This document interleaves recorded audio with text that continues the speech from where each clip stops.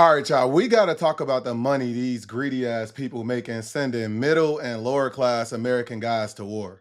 I mean, Trump and his administration scamming and grifting is just getting out of control. And using a war to make money, I mean, that's just bottom feeder activity.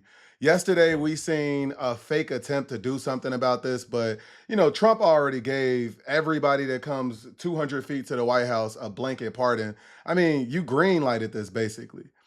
Now, look, I respect the free market. I think it's necessary, but making money through government corruption is just different. We need to root this out. This is why people hate capitalism so much. I'm also sick of politicians using their position in office to make money. That's why they never want to leave because it's just so profitable to them. And I'm especially disgusted that our president is this old ass man that's just, talking crazy, threatening people with war crimes like he tough. But he using this war to line the pockets of him and everybody else around him. I mean, these guys are the worst. They got no morals. Nobody in their family going to war. Trump dodged the draft 5 times back in his day, pretending like he had bone spurs in his foot. The daughter of the doctor that gave him this fake diagnosis spilled the beans, claiming that her dad did it as a favor to Trump's dad, Fred Trump. So Trump lied to get out of fighting for his country, the country that he loves so much. And now he's sending that country to war, and everybody around him, including himself, is cashing in on this war. And I know a lot of people believe that, fraud and corruption is victimless crimes. It's just people trying to make money. I actually used to think like that, but it's actually not the case. Corruption robs everybody in the country. And they also using this to shape policy. But I want to pause right there and ask everybody to take a second, subscribe to my YouTube page, and sign up for my email list. Those are the best ways to stay in the loop on all things politics with Steve. Now let's get back to it. So while we have troops dying, US citizens paying, billions more at the pump, Trump and the gang just cashing in. Last week, news broke that $170 million in bets on the Iranian ceasefire was recently placed on Polymarket. Now, I want to take a step back and talk about the start of this corruption. So, for people not familiar with betting platforms, you got, Kalshi, Polymarket.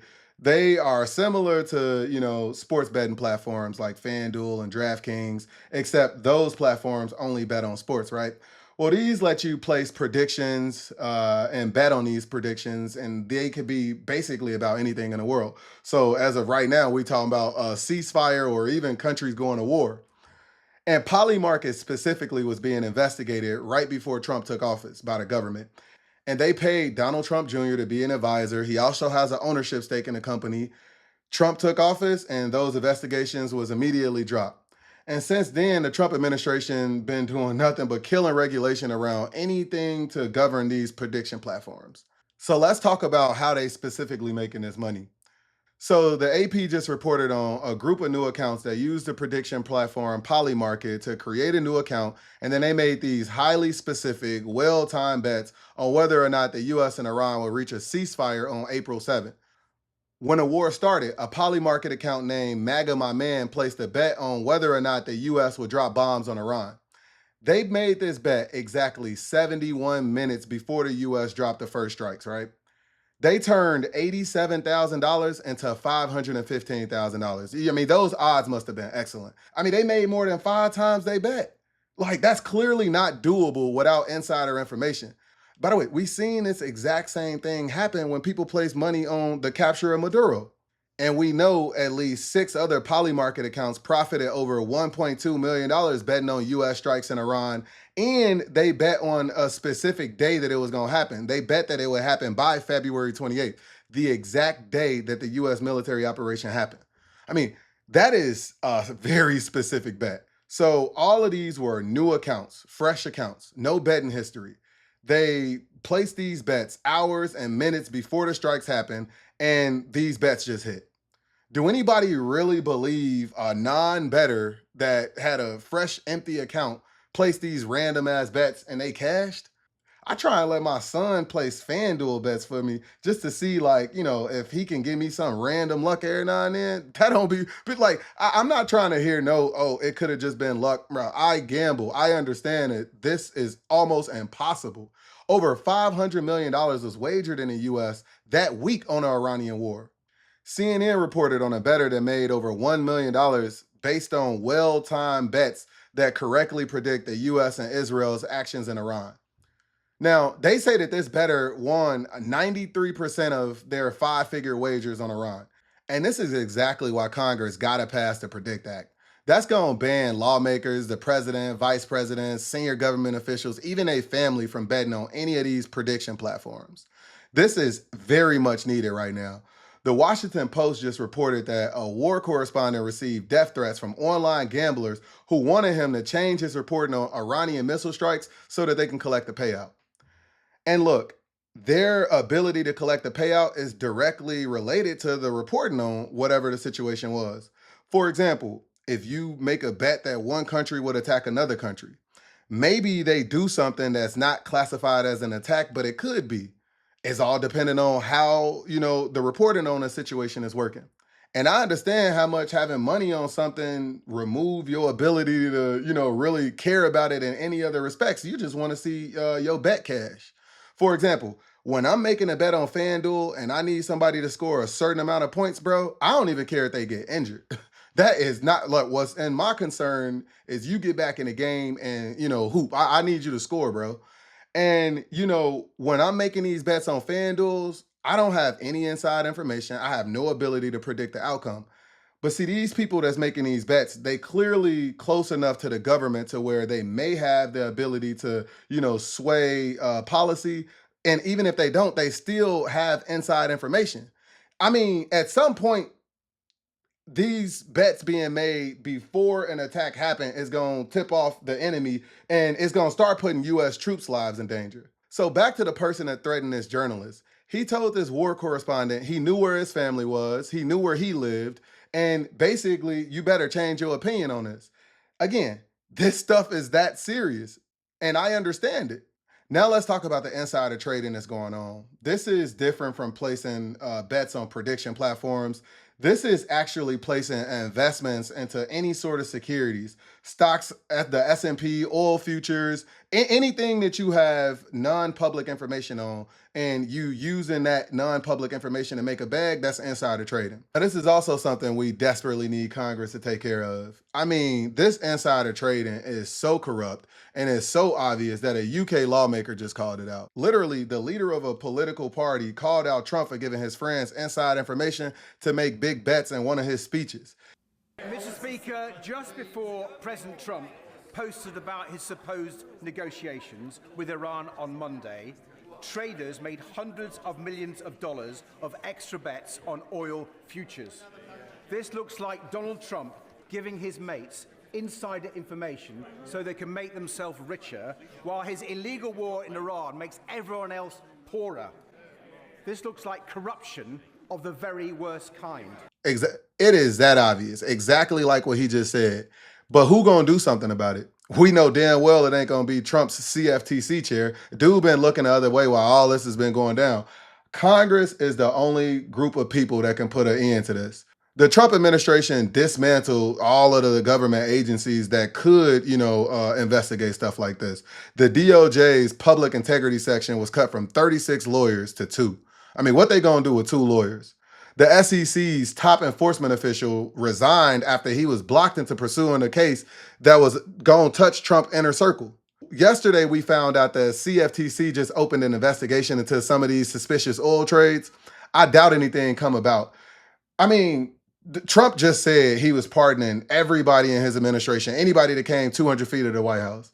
That's basically green lighting all crime. So now you expect us to believe that you actually got people that's going to start enforcing stuff? He just doing that because some people in the public is starting to see what's going on and people starting to be pissed about it. Bro, you robbing the public doing this. So let's break down exactly how this insider trading scheme been working. So it is different from the prediction platforms. Those you simply are betting on your predictions. These, you may hear the term bet, but they don't mean it in terms of like how you would actually bet on Polymarket or Kalshi. What they mean is when it comes down to insider trading, it's all about securities. You have stocks and bonds, you have, commodity securities. So like oil and gas, and a lot of things goes into the price of these securities. One of the things that affect the price of these securities is, bad information or good information, depending on, what your bet is on.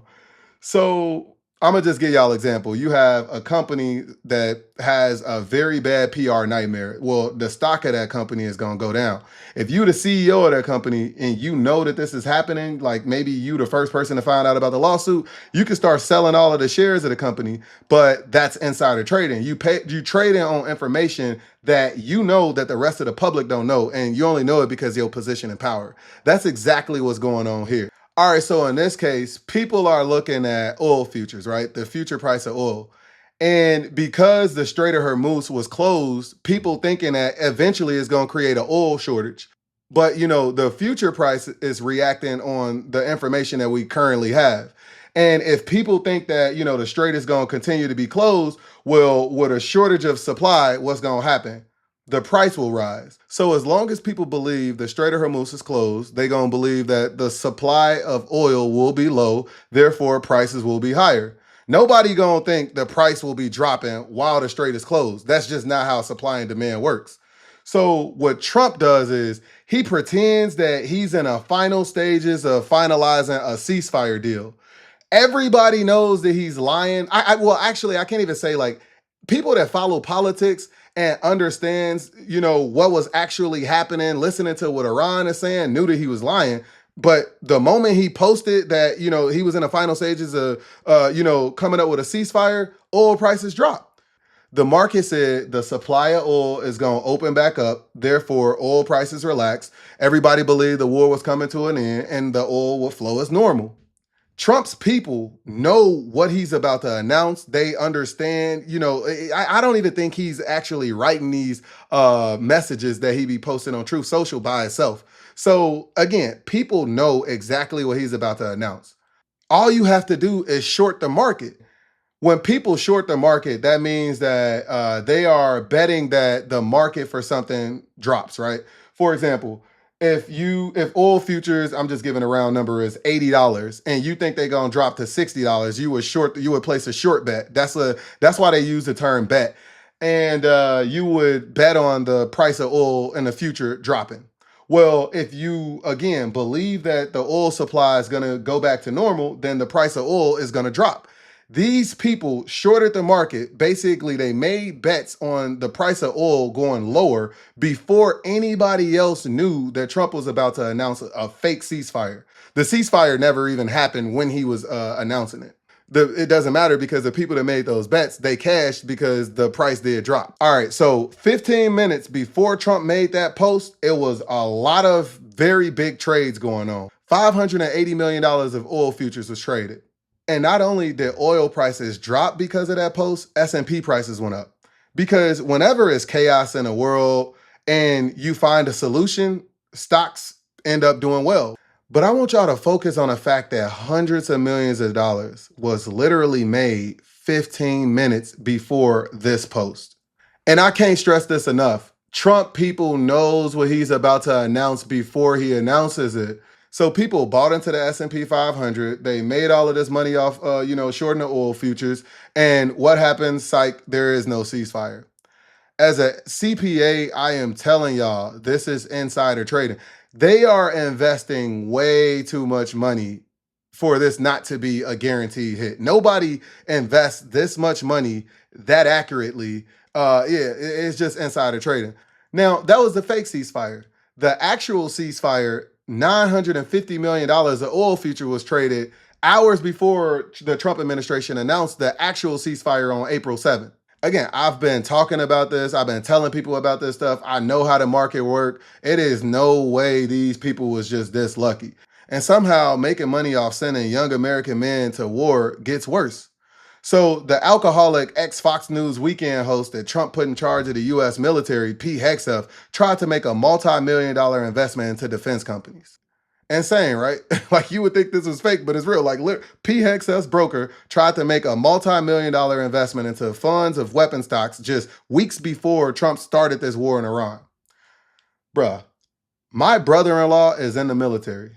And the person that's ultimately responsible for his safety, his crew safety, everybody around him, Pete Hegseth, is worried about his portfolio. I mean, dude is trying to make multi-million dollars investments into defense companies like Boeing, Lockheed Martin. Bro, what are you doing? All of this is according to the Financial Times. They say that this inquiry to purchase this stuff occurred shortly before the U.S. launched these attacks on Iran.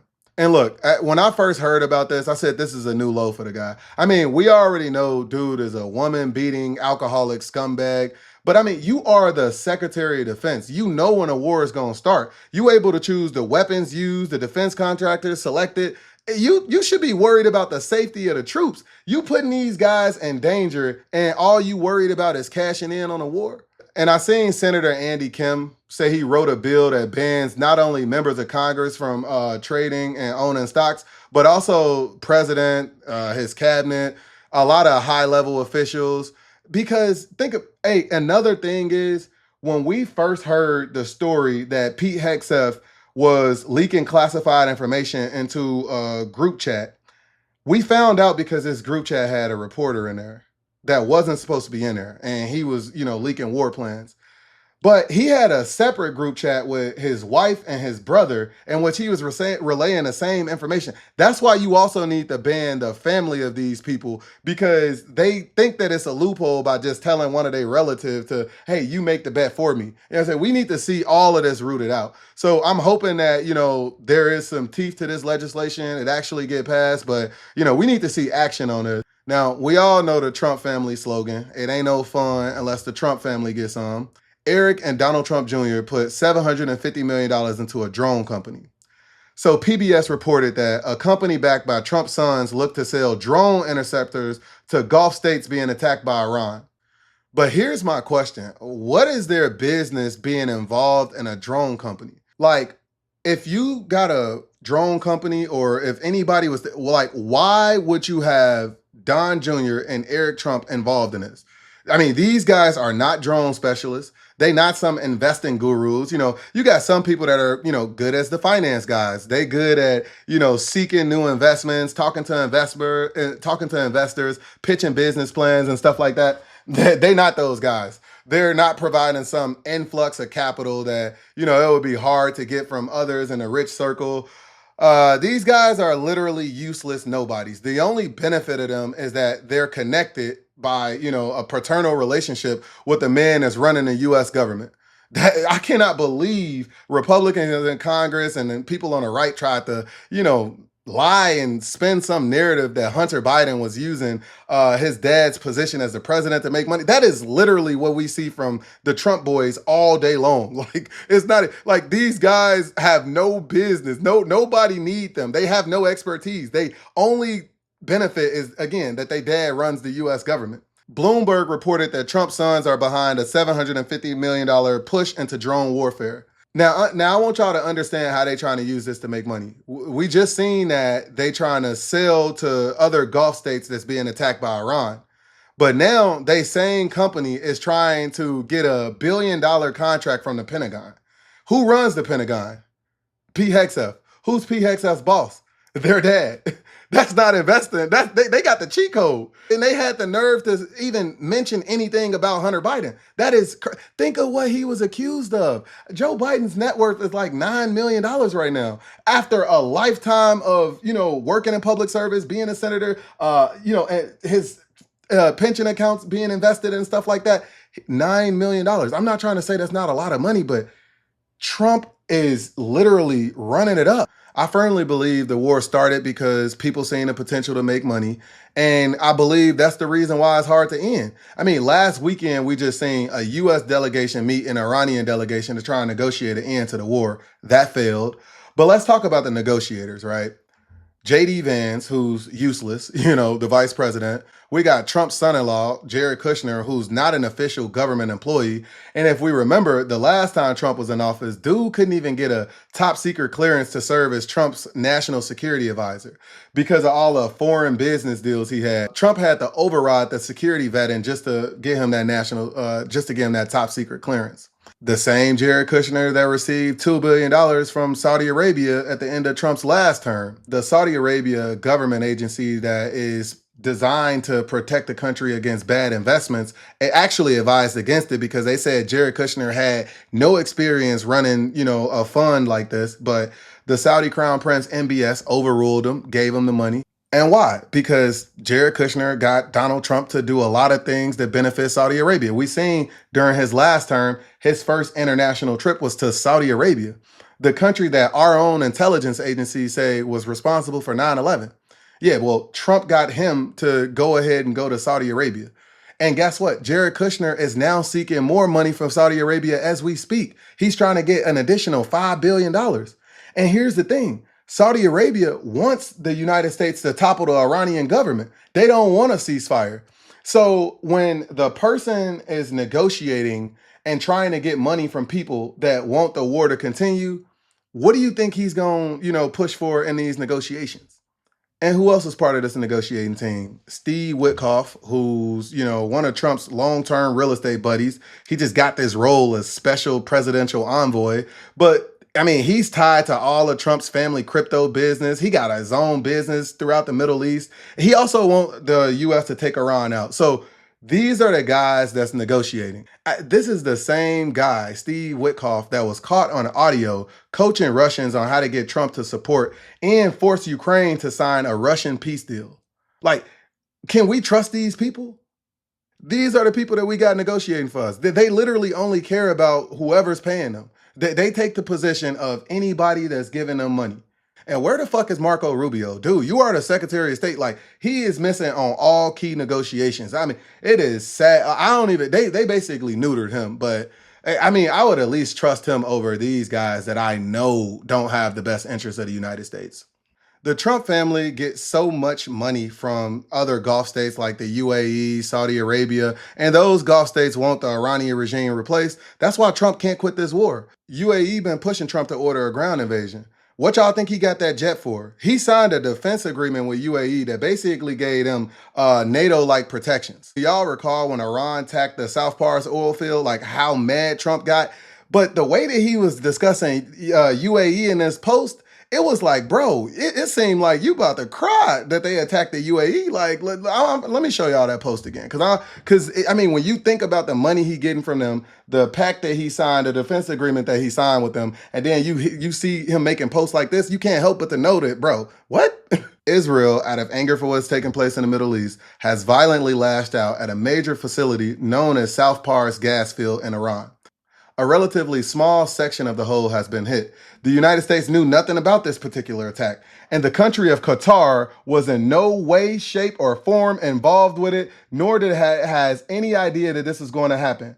Unfortunately, Iran didn't notice or any of the pertinent facts pertaining to the South Pars attack, and unjustifiably and unfairly attacked a portion of Qatar's LNG gas facility.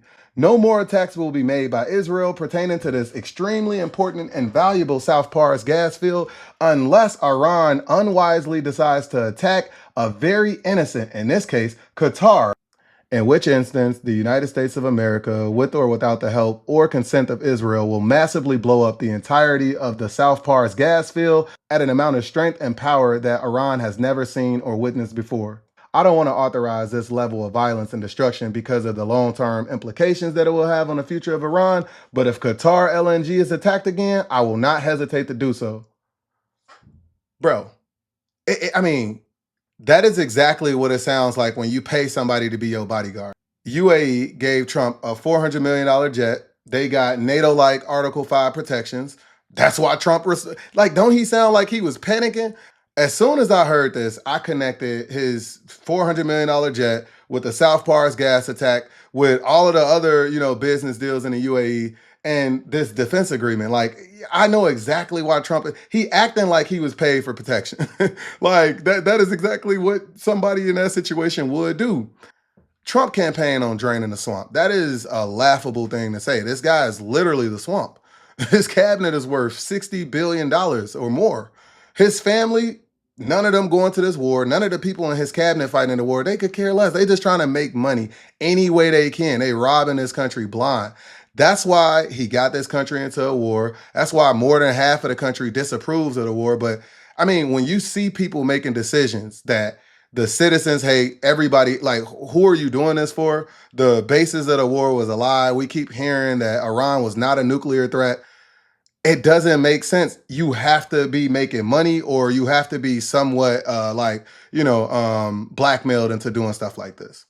And not only do you sign a country up for a very unpopular, very unwinnable war, to make things worse, we got to see reports about insider trading, all of these unusually large future positions, these unbelievably accurate, poly market bets and other prediction platforms. This is just insane. I mean, they are unlocking new levels of corruption every single day. To make money off a war, that's just the worst kind of corruption. I cannot believe people still support him and his administration. Like, they are robbing our country.